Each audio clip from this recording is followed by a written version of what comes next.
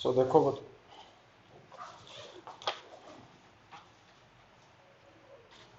जो first question है ना,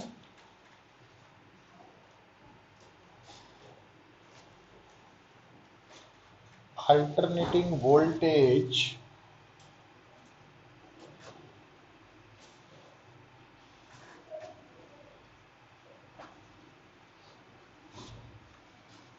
is connected to 1 microfarad capacitor through an AC ammeter. What will be the reading of the ammeter? ਹੁਣ actually एक question इस करके मैं सिलेक्ट किया वा कि थानू पता लग सके बेटा। देखो यूनिट नंबर 3 च ना आपां गलवैनोमीटर ते conversion of galvanometer into ammeter into voltmeter पढ़िया होया सी। तो वो जिहड़े एमीटर और गलवैनोमीटर वोल्टमीटर बारे असीं पढ़िया है ना, वो डीसी एमीटर है, डीसी वोल्टमीटर है। जिहड़ा डीसी एमीटर हुंदा या डीसी वोल्टमीटर है, वो मेजर करता वा एवरेज करंट, एवरेज वोल्टेज।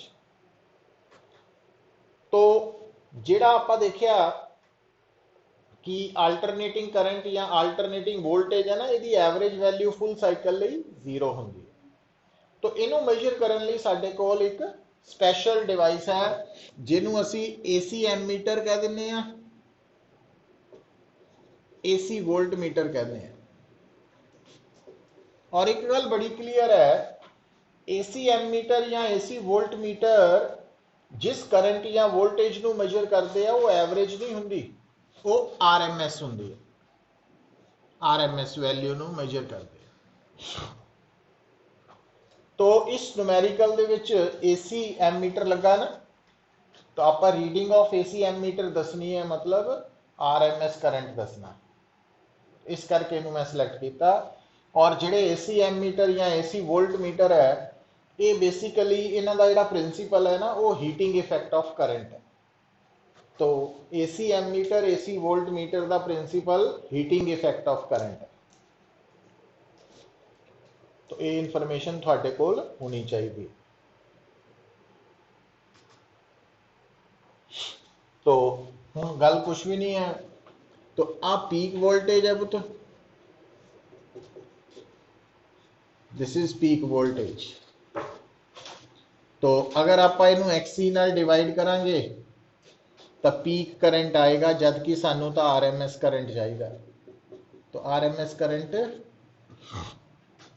हो जाएगा। और एक्सी की वैल्यू तुसी 1/ω तो निकालोगे, आ ओमेगा 100।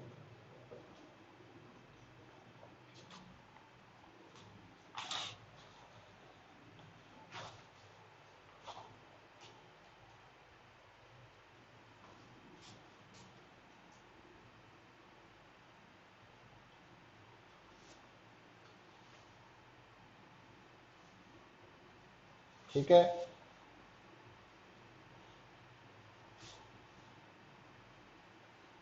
सेकंड क्वेश्चन देखो, कर ले नोट।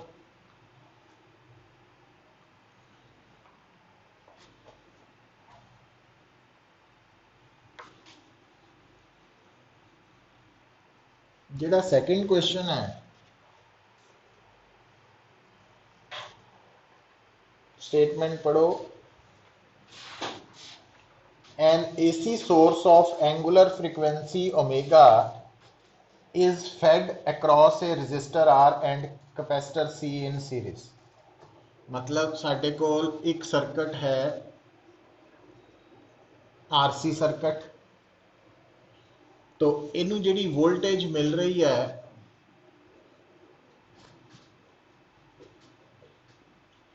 उहदी एंगुलर फ्रीक्वेंसी ओमेगा वा।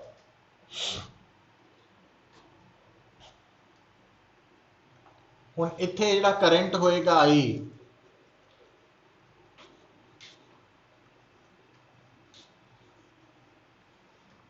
वो की आएगा वोल्टेज ओवर Z। तो Z इत्थे आरसी सर्किट च बनेगा R² + XC²। और XC की वैल्यू 1/ω c है।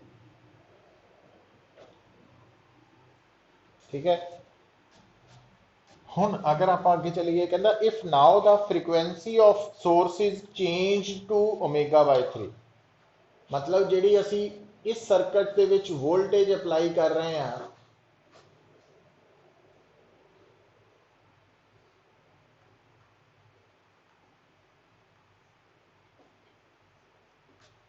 ਉਹਦੀ एंगुलर फ्रीक्वेंसी ω/3 कर दी,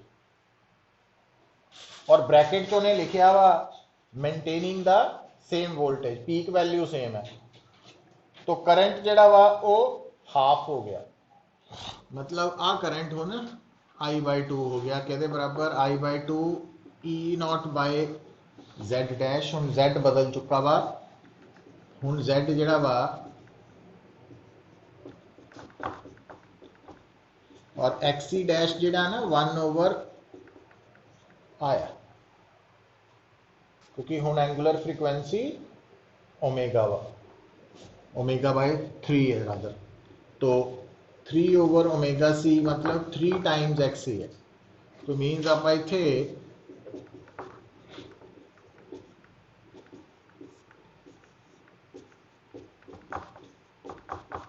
इदा लिख सकते,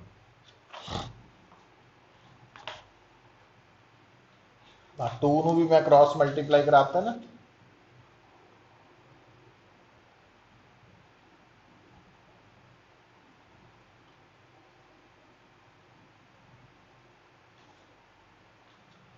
हुण मेरे को 2 इक्वेशनस है, एक I इज इक्वल टू आ वाली, एक I इज इक्वल टू, दोनों नूं इक्वेट करो,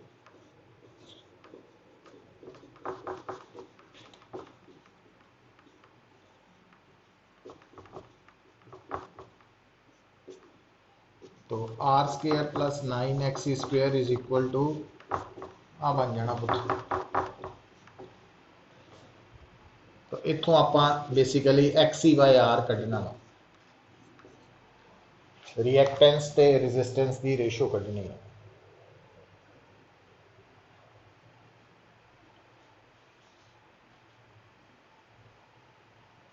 हो जाएगा।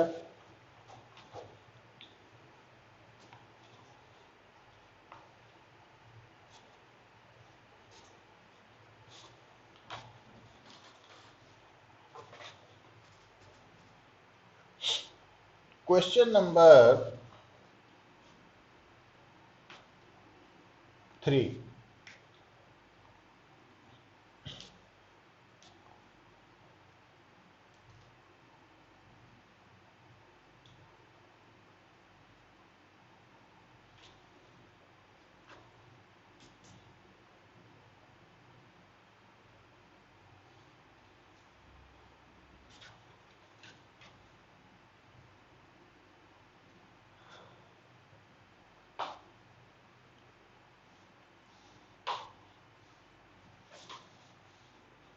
देखो बेटा,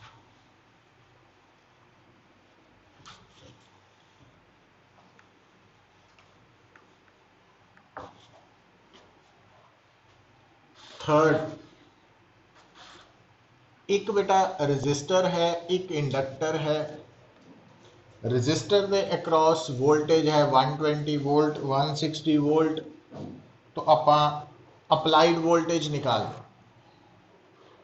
हुण एसी सर्किट च ना जिहड़ी गिवन वोल्टेज हुंदी है वो RMS वोल्टेज, तो एक्चुअली ये जिहड़ी वोल्टेज है ये है रजिस्टेंस के अक्रॉस वोल्टेज की RMS वैल्यू, और ये इंडक्टर के अक्रॉस RMS वैल्यू। तो हुण गल नूं सुनो, आ हुंदा ना रिलेशन,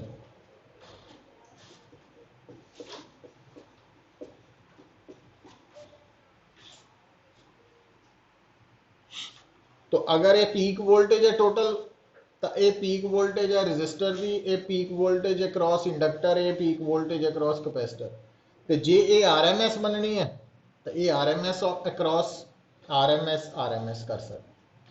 हुण इस केस दे विच लिखना तां भी लिख सकते हैं V0 E0 RMS है ना, मतलब इनू सीधा ERMS भी ये VRMS है R वाली, है ना, इदा ही आ है VRMS इंडक्टर वाली, VRMS कैपेसिटर वाली का। हुण आ तो है ही नहीं, कैपेसिटर है नहीं, तो वो वाली वोल्टेज जीरो कर लो। मतलब ये न्यूमेरिकल इंपॉर्टेंट पता क्यों है? क्योंकि ज्यादातर स्टूडेंट्स ने उदा ही सिंपल सम करके आ जाना 120 + 160, उत्थे गड़बड़ होनी है ना, ये ध्यान च रखना।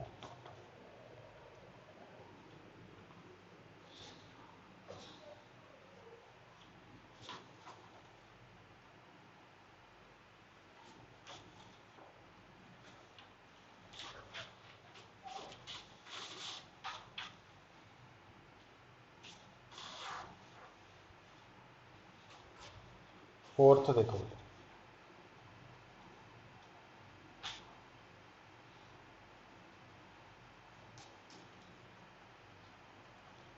एन इंडक्टिव सर्किट,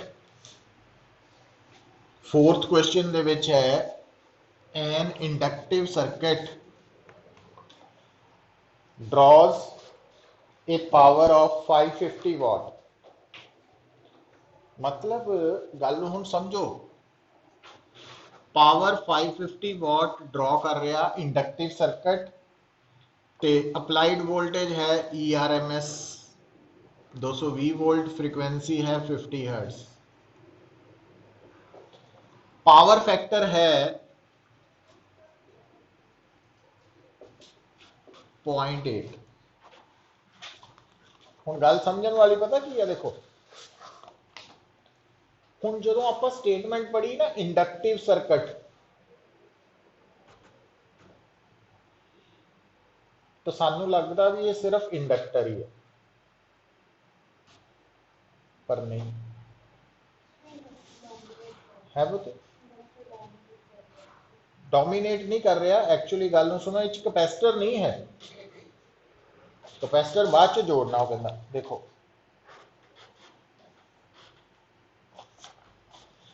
तो ये LR सर्किट है, क्योंकि जिहड़ा प्योर इंडक्टर हुंदा ना उहदा पावर फैक्टर 0 हुंदा, जिहड़ा प्योर कैपेसिटर है उहदा भी पावर फैक्टर 0 हुंदा। तो इत्थे पावर फैक्टर 0.8 है, 0 नहीं है, इस करके प्योर इंडक्टर नहीं है, ये LR सर्किट है। तो मीनस इदा दी इंफॉर्मेशन सानू अंडरस्टैंडिंग तो मिलेगी। सॉरी उल्टा कर दे। तो LR सर्किट है ये जिहड़ा, तो हुण इस केस दे विच जिहड़ी पावर हुंदी है ना, जिहड़ा AC सर्किट दी पावर है, वो पावर बेसिकली एवरेज पावर है, किहदे बराबर IRMS ERMS cos phi। हुण ये पावर दिती है 550। हुण IRMS जिहड़ा वा ना, उहनूं आपां ERMS by Z तो रिप्लेस कर सकते। तो इस केस दे विच अच्छा जिहड़ा cos phi है वो पावर फैक्टर है, ठीक है। तो 550 220 by Z 220.8, तो Z की वैल्यू आ जाएगी इथों, तो इंपीडेंस आ गई।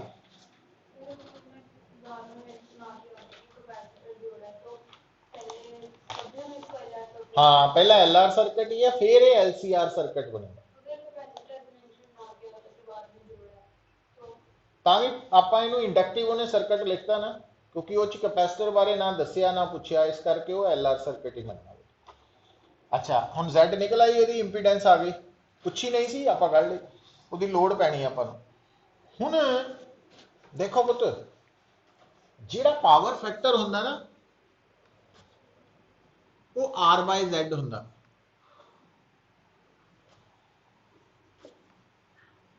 तो 0.8 इज इक्वल टू R/Z, तो रेजिस्टेंस भी आप कढ़ ली, पहला Z कढ़ ली, हुण R कढ़ ली, रेजिस्टेंस भी पता लग गई। जे रेजिस्टेंस पता लग गई तो XL भी पता लग जानी, क्यों? क्योंकि Z हुंदा √,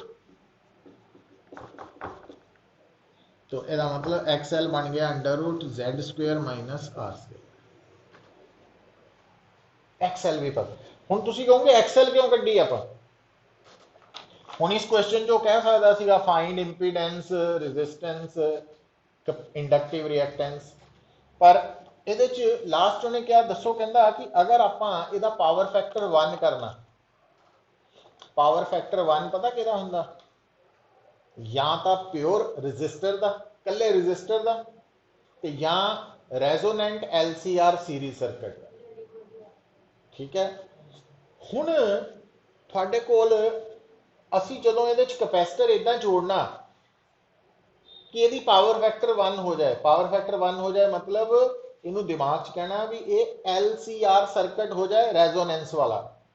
तो रेजोनेंस वाला होने का मतलब है कि उस वक्त यदि XL की वैल्यू XC के बराबर हो जाए, मतलब ओमेगा L आ बराबर हो जाए, तो इथों C की वैल्यू आपां कढ लेंगे। समझ आई गल हो जू। हुण ध्यान दिओ क्योंकि आपां टाइम सेव करना हुंदा पुत्र, मेन परपज देखो। हुण जिद्दां आपां इत्थे की गड़बड़ कर सकते हैं,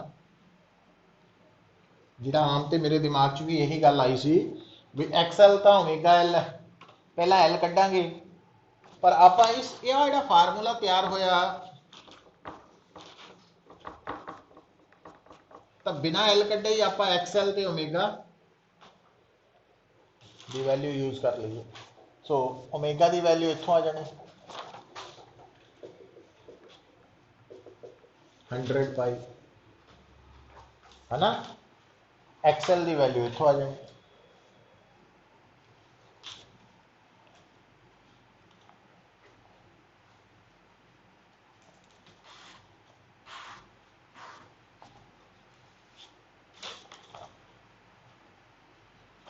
क्लियर है।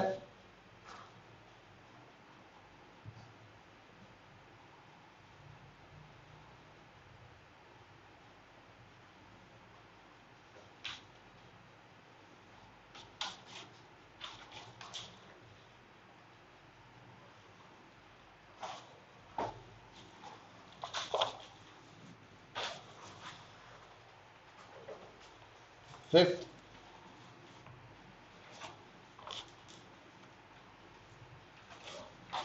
क्वेश्चन देखो,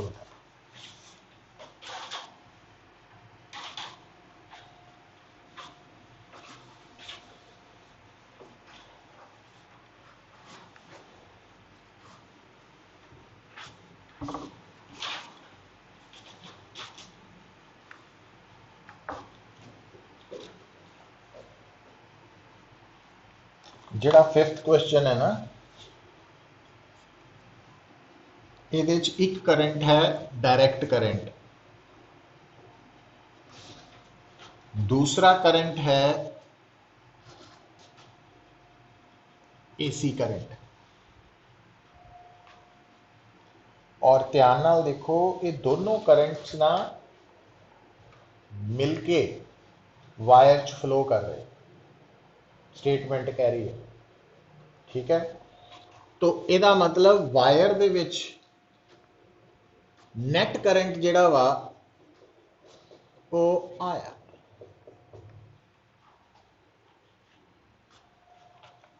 हुण जे साडे कोल सिर्फ DC करंट हुंदा ते मैनूं वो कहंदा भी इहदी तां RMS वैल्यू दसो, तो मैं की कहना सी DC करंट की peak value instantaneous RMS average सब कुछ वही है 5 एम्पीयर। जे सिर्फ आ करंट हुंदा पुत तो मैं यदि RMS वैल्यू की दसनी सी 10/√2, है ना। पर हुण ये दोनों ही है DC और AC, तो हुण RMS वैल्यू कड्ढनी है।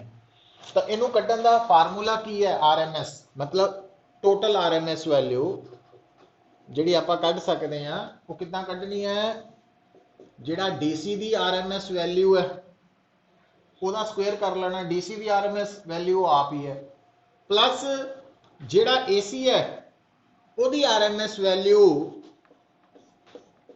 दा स्क्वेयर करके हुण एक्चुअली ये फार्मूला कित्थों आया, तो ये आ वाला जिहड़ा फार्मूला बनिया ना, ये याद रखना आपां, ये आया कित्थों है, तो उहदे लई तुसीं बई RMS कड्ढण दा बेसिक तरीका हुंदा कि जिहड़ा टोटल इंस्टेंटेनियस करंट है उन्होंने स्क्वेयर करके dt नाल मल्टीप्लाई करके 0 तो t नाल इंटीग्रेट करके t नाल डिवाइड करके ऐसा करना। तो जे तुसी इत्थे 5 मतलब इत्थे मैं आही लिख देना ना, तो आ जी वैल्यू बनी है IDC plus I not sign omega T, तो आ आई नॉट है पुत, आ IDC है, ठीक है, मैं वैल्यू नहीं पुट की। तो तुसी इत्थे स्क्वेयर करके सॉल्व करोगे ना जो, तो ये अंदर थोड़े दो तरह दी टर्म्स मिलणगियां, एक साइन स्क्वेयर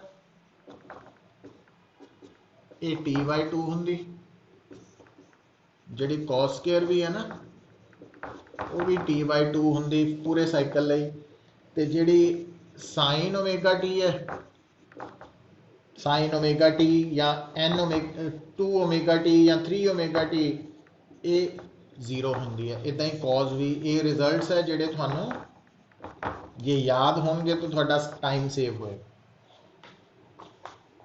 साइन एक्चुअली गल नूं सोच के देखो ना, जिहड़ा साइन कर्व है ना पुत, ये आ कर्व है, तो पूरे साइकिल दे लई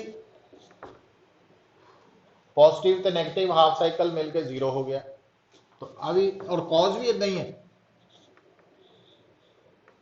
आ 0 हो जाना। अच्छा इत्थे स्क्वेयर है, तो पॉजिटिव का स्क्वेयर भी पॉजिटिव, नेगेटिव का स्क्वेयर भी पॉजिटिव, तो ये कैंसल आउट नहीं हो सकते, इसका मतलब ये 0 नहीं है, और ये कितने हैं हाफ के बराबर। तो उतों आपां ये रिजल्ट कढ़िया, तुसीं आ याद रखना, रिजल्ट आया इत्थों है, घर जाके सॉल्व कर सकते हैं, तुसीं देख सकते।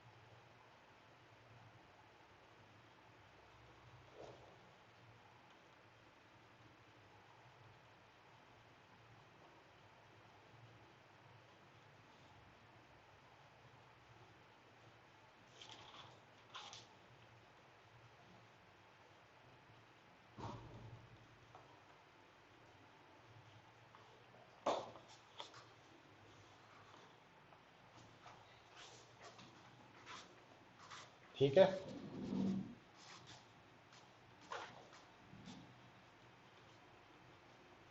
सिक्स्थ न्यूमेरिकल देखो,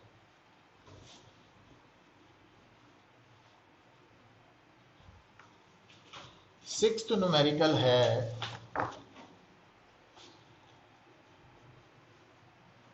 50 वॉट 100 वोल्ट लेंथ, लेंथ कह लो, बल्ब कह लो, इक्विवेलेंट टू रजिस्टर है।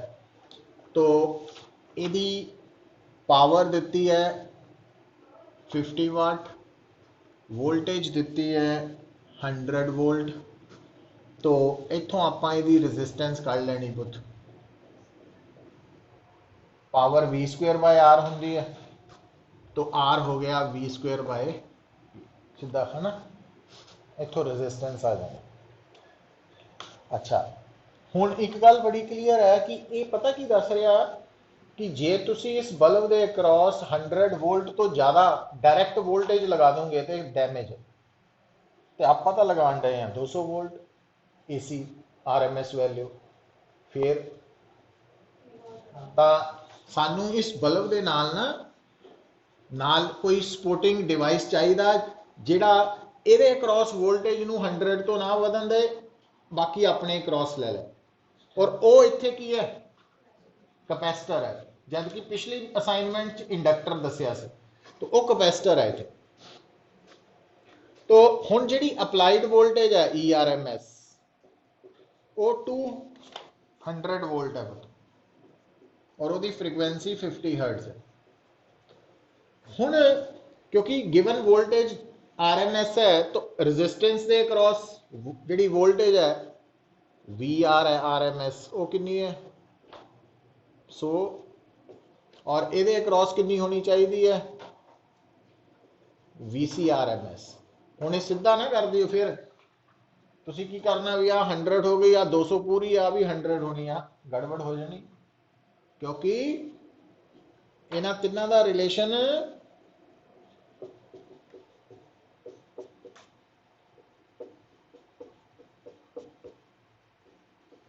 इत्थों निकलना पता ना अंडर रूट सो इत्थों निकलनी है VC RMS।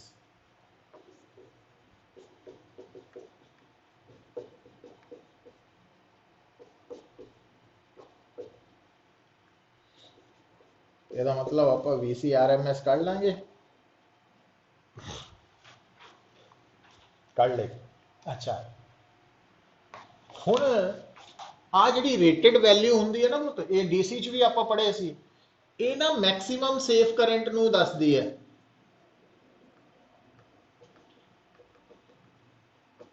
तो ये रेटेड वैल्यू दस रही कि थोड़े बल्ब च वध तो वध कितना करंट हो सकता हाफ एम्पीयर वो भी उदों जो ये क्रॉस वोल्टेज 100 है ਇਹਦਾ मतलब आ करंट हाफ एम्पीयर पर आ क्योंकि दोनों सीरीज च तो आ करंट भी फिर हाफ एम्पीयर ही है। हुण इस केस दे विच जे आपां करंट दा फार्मूला लाइए करंट की है वोल्टेज ओवर एक्सी तो half ampere is equal to VC RMS over XC. तो एक्सी निकल आया था सी भी निकल आऊ क्योंकि ओमेगा सानू पता ही है ना पता लग रहा।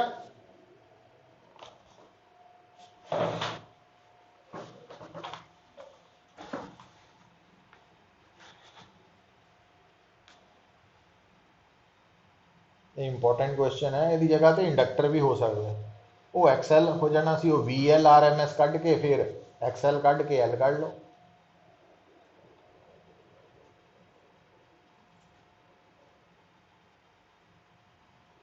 सेवंथ प्रॉब्लम देखो बेटा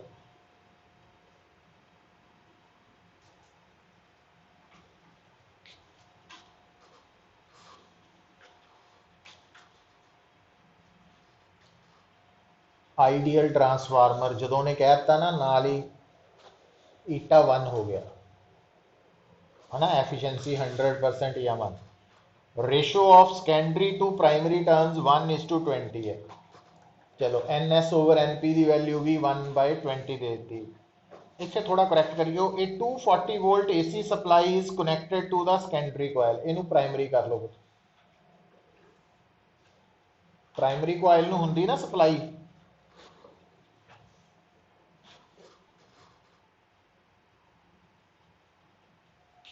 primary coil. What is the current in the primary coil if 6 ohm resistor is connected to the secondary coil? हुण आ देखियो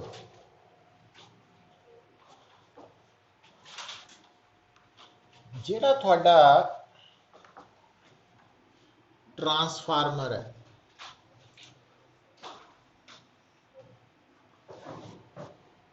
ਇਹਦੇ ਵਿੱਚ NS ओवर NP की रेशो 1/20 दी है मतलब ये स्टैप डाउन ट्रांसफार्मर है। वो इदा भी पूछ सकता दसो कि नेचर का ट्रांसफार्मर स्टैप डाउन और यदि इनपुट वोल्टेज 240 वोल्ट है तो आप ES ओवर EP की रेशो सानू पता NS ओवर NP होंगी हमेशा इथों आप ES कढ़ सकते पुत आजू आ गई। हुण आ जी आउटपुट रेजिस्टेंस है इत्थे आउटपुट करंट फ्लो हो रहा IS है ना तो IS की वैल्यू आप ES बाय आउटपुट रेजिस्टेंस को लै सकते क्योंकि इत्थे उन्हें सेकेंडरी करंट डायरैक्टली नहीं ना दिता तो सेकेंडरी करंट कितना आया output voltage divided by output resistance. अच्छा हुण IS पता लग गया, हुण आपां IP कढना वा। हुण सानू पता IS ते IP दी रेशो ना या तां हुंदी है ईटा EP बाय ES ते या IS ओवर IP दी रेशो हुंदी है ईटा NP ओवर NS, जे तो मर्जी कर लो। और ईटा कितना वा 1 है आइडियल। ठीक है,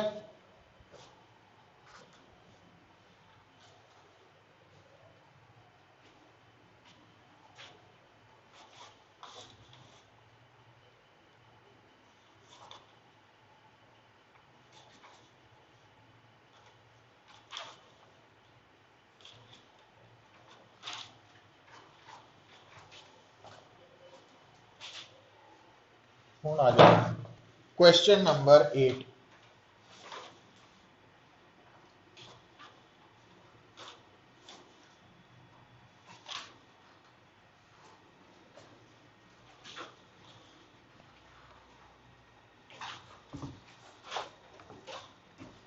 क्वेश्चन नंबर 8, कैपेसिटर है 8 माइक्रोफैरेड वाला, वोल्टेज अप्लाइड है 220 volt RMS value, frequency 50 hertz है। पर आपां की करना, पीक चार्ज।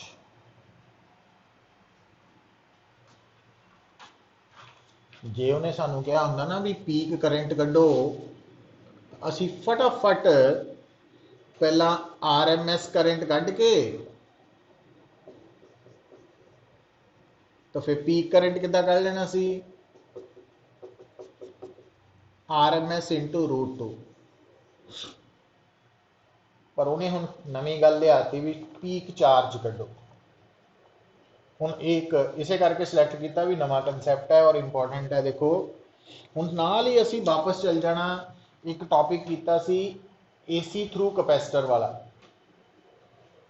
जिहड़ा AC थ्रू कैपेसिटर वाला टॉपिक सी ना, ਉਹਦੇ ਚ वोल्टेज ਦਾ ਆਪਾਂ फार्मूला लिखिया सी आह, करंट ਦੀ वैल्यू आई सी आह,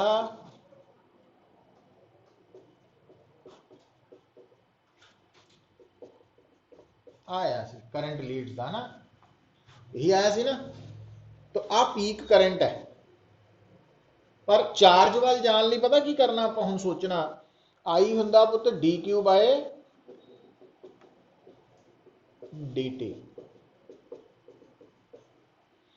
ਤਾਂ DQ बन गया I0 साइन,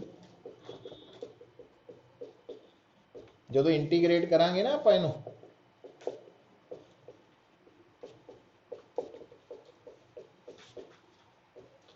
तो Q is equal to I0 sine का की बन जाना माइनस कॉस,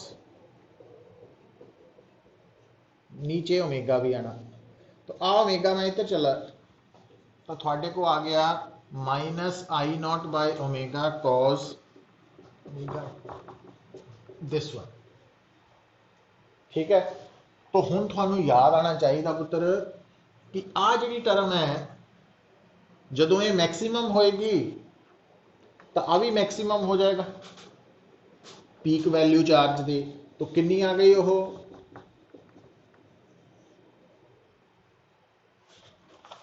क्योंकि जो आ मैक्सिमम है तो उस वक्त ये भी मैक्सिमम है, और उस वक्त के बराबर होना कला I0 बाय ओमेगा दे, माइनस साइन का फेज डिफरेंस करके है ना।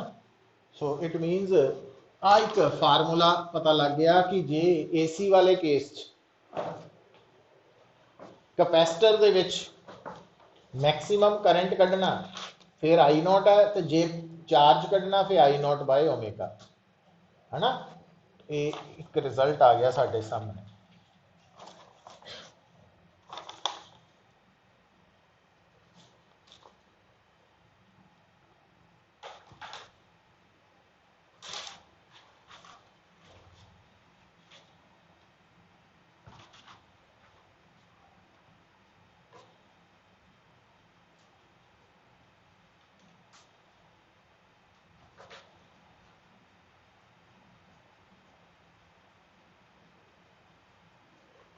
नाइन्थ देखो बेटा,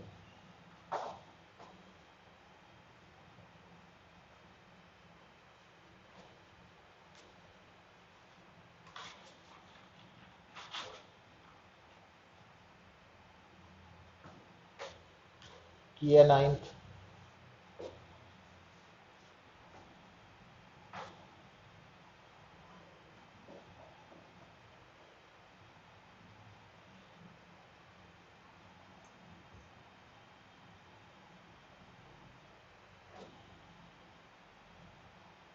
पता लगा ना। क्योंकि नाइन्थ क्वेश्चन च जिहड़ी इनपुट वोल्टेज वो डीसी वोल्टेज है,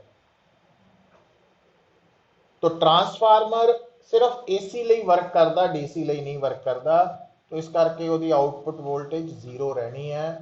मतलब जे ਆਪਾਂ ट्रांसफार्मर ਦੇ ਅਕ੍ਰੋਸ डीसी वोल्टेज लगाने इनपुट से, तो आउटपुट से कोई वोल्टेज अपीयर नहीं होनी, क्योंकि आउटपुट वोल्टेज तो अपीयर होंगी है म्यूचुअल इंडक्शन करके, तो म्यूचुअल इंडक्शन होनी ही नहीं, क्योंकि इनपुट करंट कांस्टेंट है डीसी करके, इस करके जीरो हो जाना।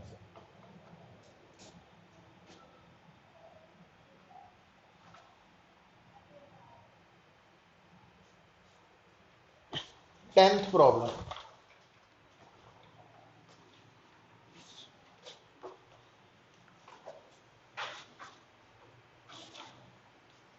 टेंथ प्रॉब्लम दे विच बेटा देखो,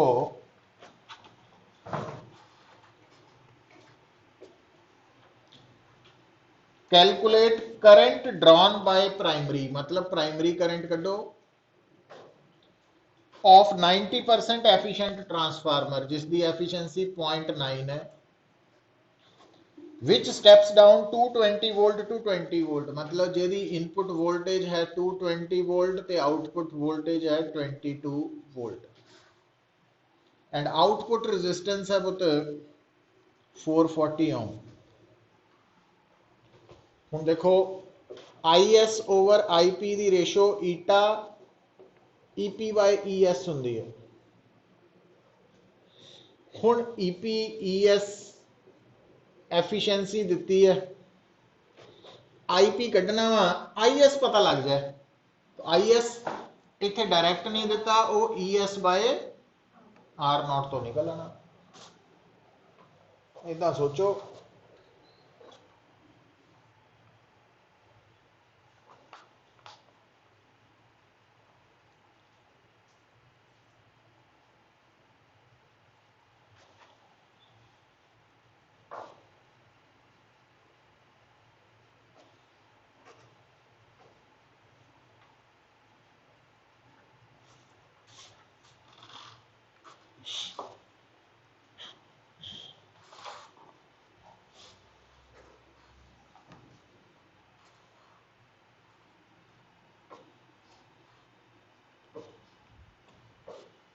ठीक है।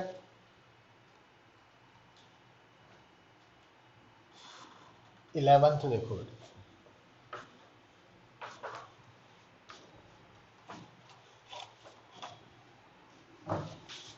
सो 11th the which 10 kilowatt transformer, मतलब ट्रांसफार्मर जिहदी पावर 10 किलोवाट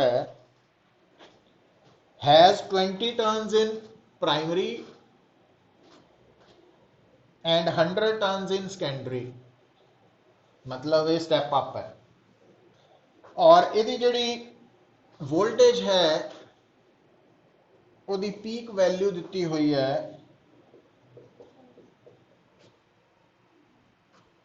ना। तो आप एक तो कढ़ना वा मैक्सीमम फ्लक्स ते एक मैक्सीमम सेकेंडरी वोल्टेज।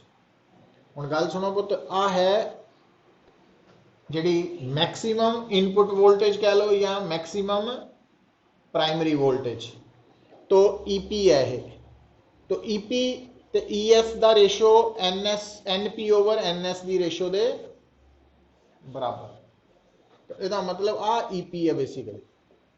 तो तुसी second part maximum secondary voltage का कढ़ सकते इतों फटाफट,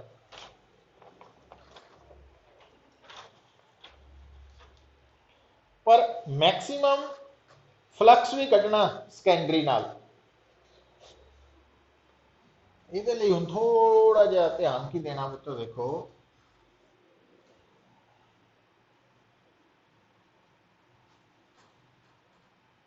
ਦੇਖੋ ਗੱਲ ਨੂੰ, ਜਿਹੜਾ ਫਲਕਸ ਹੁੰਦਾ ਵਾ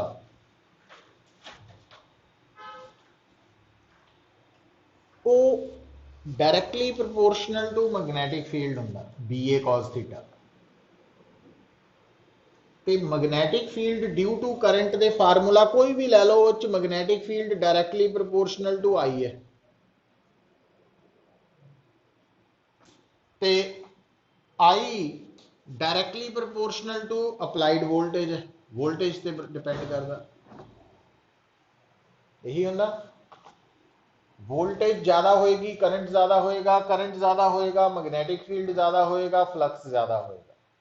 इतना सोचा, जे वोल्टेज AC है, जे वोल्टेज AC है तो करंट भी AC हो, जे करंट AC है तो मैग्नेटिक फील्ड भी फिर AC हो, करंट के नाल वधेगा घटेगा, तो फ्लक्स भी AC हो फिर एक तरह का, मतलब करव ओदा AC करव। तो ਇਹਦਾ ਮਤਲਬ ਆਪਾਂ ਕੀ ਕਹਿ ਸਕਦੇ ਆ ਕਿ ਜਿੱਦਾਂ ਆਪਾਂ ਲਿਖਦੇ ਆ AC ਵਾਲੀ ਫਾਰਮ ਨੂੰ ਵੀ ਇਨਸਟੈਂਟੇਨੀਅਸ ਵੈਲਿਊ ਹੁੰਦੀ ਹੈ peak value into sin omega t, ਉਦਾਂ ਹੀ ਆਪਾਂ ਫਲਕਸ ਨੂੰ ਵੀ ਲਿਖ ਸਕਦੇ ਆ ਮੈਕਸਿਮਮ ਵੈਲਿਊ ਇਨਟੂ ਇਸ ਫਾਰਮ 'ਚ ਲਿਖ ਸਕਦੇ। ਇਦਾਂ ਸੋਚਣਾ ਪੈਣਾ ਆਪਾਂ ਨੂੰ, ਇਹ ਅਲੱਗ ਹਟ ਕੇ ਨੂਮੈਰੀਕਲ ਹੈ। ਤੋ ਹੁਣ ਜਿਹੜਾ ਫਲਕਸ ਹੈ, ਕਿਉਂਕਿ ਉਹ ਟਾਈਮ ਦੇ ਨਾਲ ਚੇਂਜ ਹੋ ਰਿਹਾ, क्यों चेंज हो रहा, क्योंकि मैग्नेटिक फील्ड चेंज हो रहा। मैग्नेटिक फील्ड क्यों चेंज हो रहा, क्योंकि करंट चेंज हो रहा टाइम नाल, है ना, प्राइमरी करंट। तो ये जिहड़ा फ्लक्स है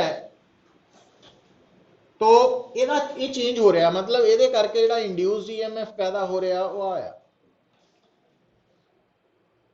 हुण जदों आपां इहनूं माइनस फाई नॉट साइन नूं डिफरेंशिएट करो,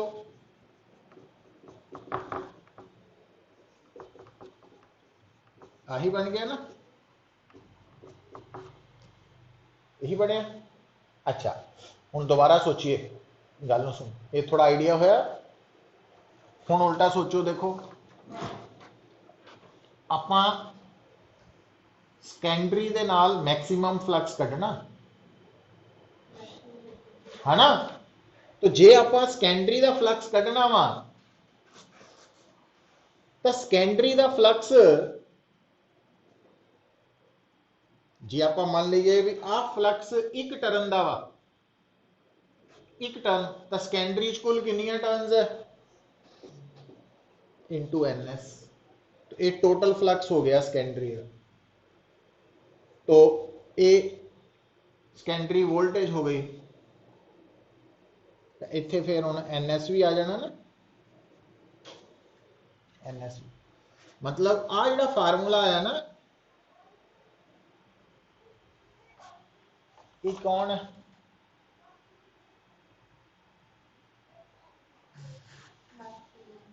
मैक्सिमम फ्लक्स ही है ना, मैक्सिमम EMF है। तो मैक्सिमम EMF जे आप सैकेंडरी की गल कर रहे हैं तो ये मैक्सिमम EMF इत्थों नहीं कढ़िया आप, आ की है प्राइमरी का मैक्सिमम ते आ सैकेंडरी का मैक्सिमम, ਇਹਦਾ मतलब मैक्सिमम फ्लक्स की हो गया,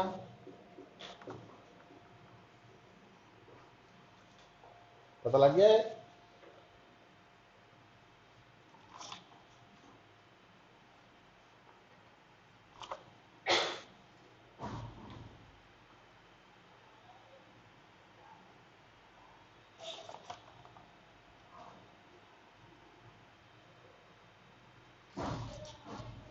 थोड़ा हट के है ना, इन्हू थोड़ा अंडरलाइन कर लीदा भी, ध्यान नाल देख लीजिए, रूटीन च नहीं है। 12th देखो बेटा,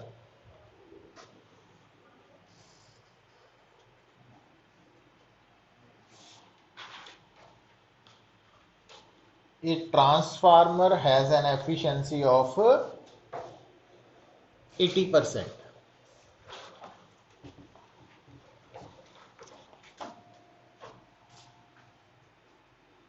तो एफिशिएंसी 0.8 आ गई। हुन इनपुट वोल्टेज है, इनपुट पावर है, आउटपुट वोल्टेज है, प्राइमरी ते सेकेंडरी करंट्स कढ़ने हैं। तो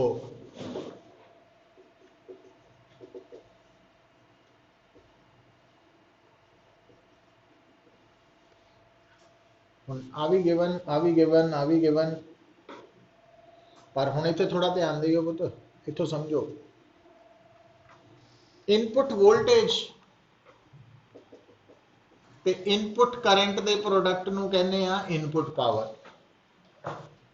तो इनपुट पावर दिती है, इनपुट वोल्टेज भी दिती है, तो इनपुट करंट आ जाए।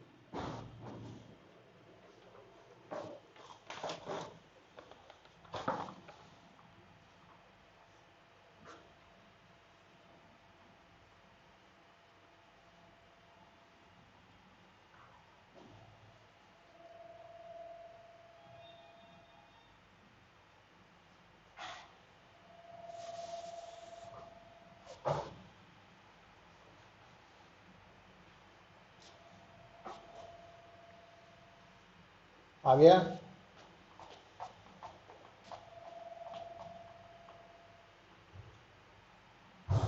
पहला 14th क्वेश्चन देख लो, फिर 13th आने आप। 14th क्वेश्चन ना एसी जनरेटर ते बेस्ड है।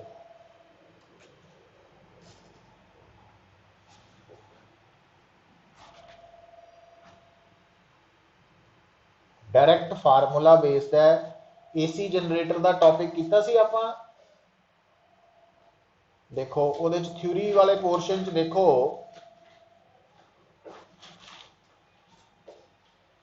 उहदे थ्योरी च आ आया सी E is equal to N omega A B sine omega T, इदा आई सी। देखो थ्योरी च एसी जनरेटर दे अंदर आपां जदों थ्योरी वाला पोर्शन किया सी, तो असी प्रूव किया सी, डिराइव किया सीगा कि जिहड़ी इंड्यूस्ड EMF है वो N ओमेगा है ना, या ओमेगा N A B है ना, आई सी ना। तो आ जिहड़ी वैल्यू है ना, this is peak voltage produced in AC। ये पीक वोल्टेज। हुण जे तुसीं स्टेटमेंट नूं पढ़ो तो पीक वोल्टेज आ गई आ वाली, तो फिर RMS कितना आ जू पुत इदा। हुण नंबर ऑफ टर्न्स देखो तो तुहानूं दित्तियां तो होईयां इहदे च 2000। एरिया दिता होया ईच टर्न का 80 स्क्वेयर सेंटीमीटर, मतलब 80 इंटू 10⁻⁻⁴। मैग्नैटिक फील्ड भी दिता होया तुहानूं 4.8 इंटू 10⁻⁻² टेस्ला। ते RPM, तो RPM तो फ्रीक्वेंसी कितना कढ़नी है 200/60 है ना RPM। तो उतों ओमेगा कढ़ लो, हो जू straight forward formula, but important है ना, क्योंकि फार्मूला भूल जाते सन।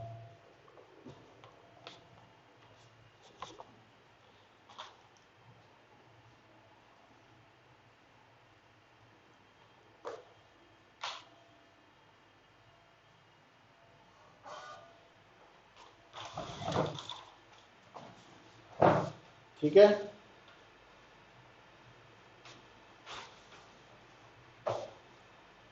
हुण वापस 13 ते आइए आप ना।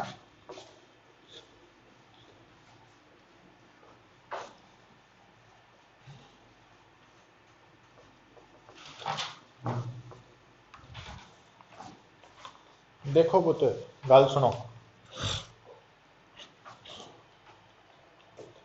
ट्रांसफार्मर बारे आप गल की सी, फिर उहदियां यूजेस बारे भी गल की सी ना। ट्रांसफार्मर की एक यूज होंदी है, वड्डा करके लिखियो,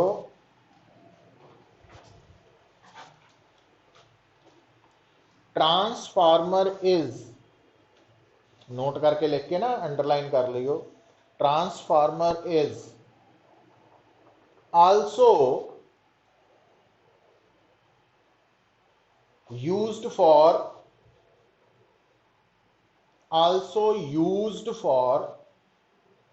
impedance matching,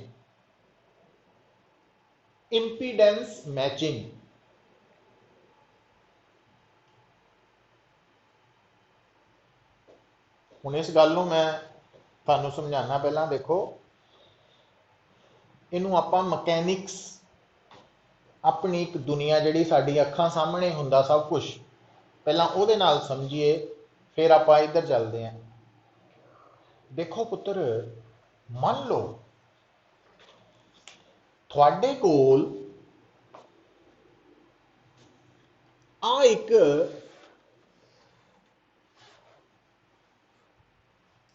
पाइप है, और ये जिहड़ा पाइप है ये थोड़ा मोटा वा, और ये चों पानी बाहर आ रहा है ना। ये पाइप इत्थे खत्म हो गया, इसदा मतलब ये चों जिहड़ा पानी बाहर निकल रहा वो इत्थे डुली जा रहा। हुण आपां इस पानी नूं अगे ट्रांसफर करना किसी चीज़ नूं, मान लो प्लांट्स नूं देना वा, ते साडे कोल जिहड़ा पाइप है लंबा सारा, वो हैगा तो लंबा है, वो प्लांट्स तक तो पहुंच जाऊ, पर वो पतला वा। हुण ये पाइप इहदे नाल फिट नहीं ना होना, तो जे आपां टाइम सारना आ भी चलो, तो आपां इस पाइप नूं इहदे विच थोड़ा जिहा अंदर नूं करके रखता, ਉਹਦੇ ਨਾਲ ਕੀ होना वा बई ਇਹਦਾ ਜਿਹੜਾ सारा पानी क्रॉस सैक्शन चो आ रहा ਉਹਦਾ कुछ हिस्सा ਇਹਦੇ ਵਿੱਚੋਂ भी लंघूगा, बाकी पानी डुली जाना है ना, तो मैक्सिमम ट्रांसफर नहीं हुई गल। तो ਇਹਦੇ ਲਈ फिर हुण सानू की करना पएगा, मार्केट जाना पएगा, जे आपां चाहते हैं भी पूरा पानी ट्रांसफर होए, उत्थे जाके सानू कपलर मतलब जोड़न वाला इदां दा पाइप लैके आना पएगा, जिहदा एक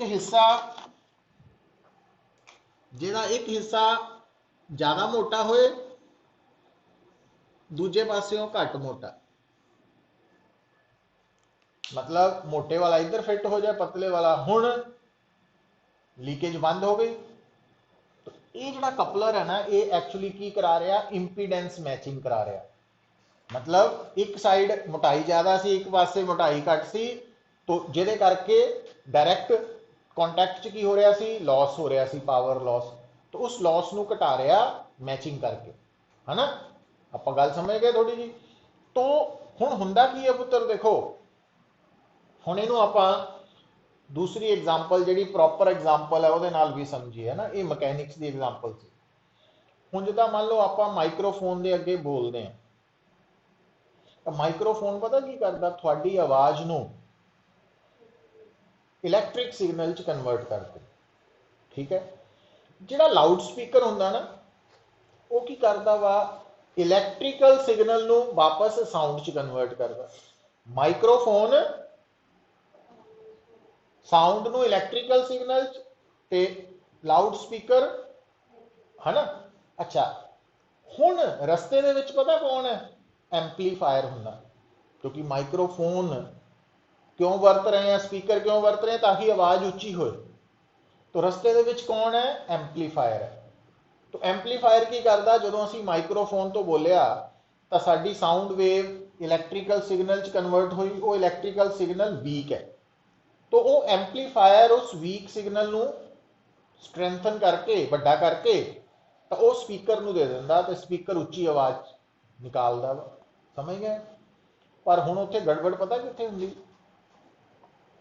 जिहड़ा एंपलीफायर है ना, उन्हें जदों आवाज़ उच्ची करके मतलब इलैक्ट्रिकल सिग्नल की स्ट्रेंथ वधाती, तो वो डायरैक्टली अगर स्पीकर नूं सप्लाई करिए तो पावर लॉस होना, क्यों, क्योंकि जिहड़ा स्पीकर वाला सर्किट है ना, उसकी रजिस्टेंस अलग है, एंपलीफायर की रजिस्टेंस अलग है, मतलब एक पाइप मोटी एक पतली वाला हिसाब। तो फिर प्रॉपर वे कनैक्शन बनाने लिए की करते हैं आप, स्पीकर और एंपलीफायर दे विच ट्रांसफार्मर यूज करते हैं। तो ट्रांसफार्मर कपलिंग का कपलर का काम कर रहे, मतलब वो कितना आप हुणी देखते हैं, जिहड़ा ट्रांसफार्मर हुंदा ना पुत, तो आ तुहाडा ट्रांसफार्मर है। तो आ ट्रांसफार्मर का इनपुट करंट है, आ ट्रांसफार्मर की इनपुट वोल्टेज है, तो आ ट्रांसफार्मर दी आउटपुट वोल्टेज है, आ ट्रांसफार्मर दी आउटपुट रजिस्टेंस है, आ ट्रांसफार्मर का आउटपुट करंट है। ठीक है, हुण बेटा जिहड़ा तुहाडा ट्रांसफार्मर है, इहदे विच आई एस है E S by output resistance, ते आई पी पता की कह सकते हैं आप, input voltage over input resistance, है ना।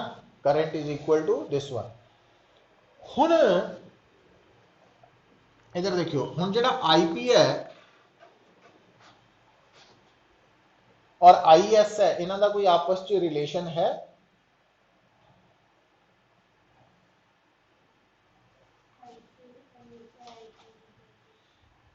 आ देखो हुण आर आई यही बन गया ना, ईपी ओवर आई पी बन गया। हुण ईपी का और ईएस का कोई रिलेशन है? हाँ है। ईपी ओवर ईएस की रेशो हमेशा N P over N S के बराबर होंगी है हमेशा। तो यदा मतलब ईपी की जगह की लिख सकते हैं आप,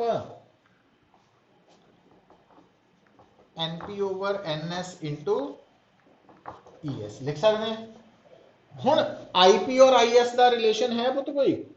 तो I S over I P होंदा eta N P by number of turns दे विच आ गए एन एस। तो यदा मतलब आई पी की वैल्यू कितनी हो गई,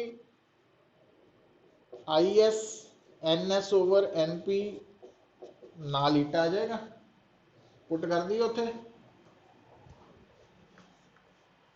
तो आ गया आई एस, आ गया N S over N P, eta ऊपर चला गया एफिशिएंसी, क्योंकि थल्ले सी ना। हुण पुत्र इधर देखियो, आ दोनों कैंसल नहीं होने, ये बन जाना एन पी बाय आ एफिशिएंसी, ते आ कौन है? आ तो आउटपुट रेजिस्टेंस नहीं है।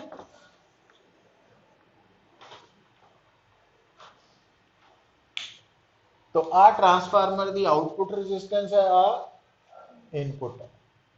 ठीक है, और दोनों अलग अलग है। हुण इस न्यूमेरिकल च की सीगा देखो, इनपुट रेजिस्टेंस कितनी है नोट करो। हाँ देखो, तो पहला नोट करके ना,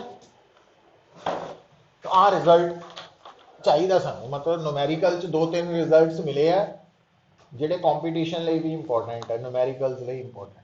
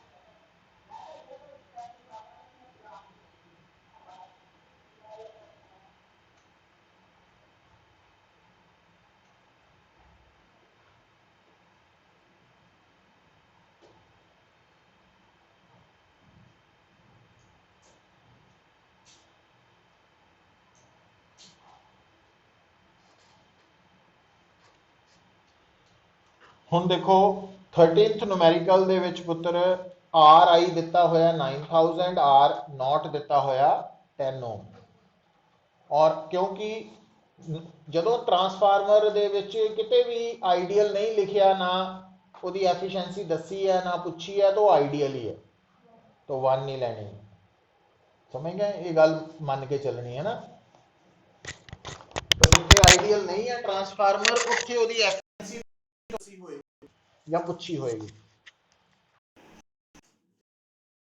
ਇਹਦਾ ਮਤਲਬ ਆਪਾਂ ਜਿਹੜਾ 13th ਨੂਮੈਰੀਕਲ ਹੈ ਨਾ, ਇਹਦੇ ਚ ਐਕਚੁਅਲੀ ਕੀ ਕਰਨਾ ਚਾਹੁੰਦੇ ਆ ਆਪਾਂ, ਉਸ ਸੋਰਸ ਨੂੰ ਜਿਹਦੀ ਇੰਟਰਨਲ ਰੈਜ਼ਿਸਟੈਂਸ 9000 ਓਮ ਹੈ, ਉਹਨੂੰ 10 ਓਮ ਦੇ ਨਾਲ ਜੋੜਨਾ ਚਾਹੁੰਦੇ ਆ ਪ੍ਰੋਪਰ। ਤਾਂ ਉਹਦੇ ਲਈ ਫਿਰ ਜਿਹੜਾ ਟਰਾਂਸਫਾਰਮਰ ਵਰਤਾਂਗੇ, ਉਹਦੀ ਐਨਪੀ ਤੇ ਐਨਐਸ ਦੀ ਰੇਸ਼ੋ ਕਿੰਨੀ ਹੋਣੀ ਚਾਹੀਦੀ ਹੈ, ਉਹ ਆਪਾਂ ਨੂੰ ਪੁੱਛੀ ਆ ਬੇਸਿਕਲੀ। ਉਹ ਸਿੰਬਲਸ ਹੀ ਆ, ਉਹ ਨਹੀਂ, ਉਹ ਤਾਂ ਹੈ नहीं नहीं, वो नहीं कुछ, ये नंबर ऑफ टर्न्स ही है, बट वो स्मॉल एन ना लिखता उन्हें कोई फर्क नहीं। ते दूसरा ਆਪਾਂ ਇਹਦੇ ਵਿੱਚ ਕੀ ਕਰਨਾ ਵਾ, ਪ੍ਰਾਇਮਰੀ ਤੇ ਸੈਕੰਡਰੀ ਕਰੰਟਸ ਦੀ ਰੇਸ਼ੋ ਕੱਢਣੀ ਹੈ। ਤਾਂ ਉਹ ਕਿੱਥੋਂ ਕੱਢ ਸਕਦੇ ਆ ਤੁਸੀਂ? ਇੱਕ ਵਾਰੀ ਐਨਪੀਐਨਐਸ ਆ ਗਈ ਰੇਸ਼ੋ, ਤਾਂ ਫਿਰ ਇੱਥੋਂ ਕੱਢ ਸਕਦੇ ਹੈ ਨਾ, ਉਹ ਵੀ ਹੋ ਜਾਣਾ। ਮਤਲਬ ਥੋੜਾ ਜਿਹਾ ਹਟ ਕੇ ਨੂਮੈਰੀਕਲ ਹੈ, ਇੰਪੀਡੈਂਸ ਮੈਚਿੰਗ ਤੇ ਬੇਸਡ ਹੈ। तो ਇਹਦੇ ਨਾਲ ਪੁੱਤਰ ਤੁਹਾਡਾ यूनिट नंबर 4 ਤਾਂ ਹੋ ਗਿਆ ਕੰਪਲੀਟ, है ना। बट न्यूमेरिकल प्रैक्टिस आप भी करो।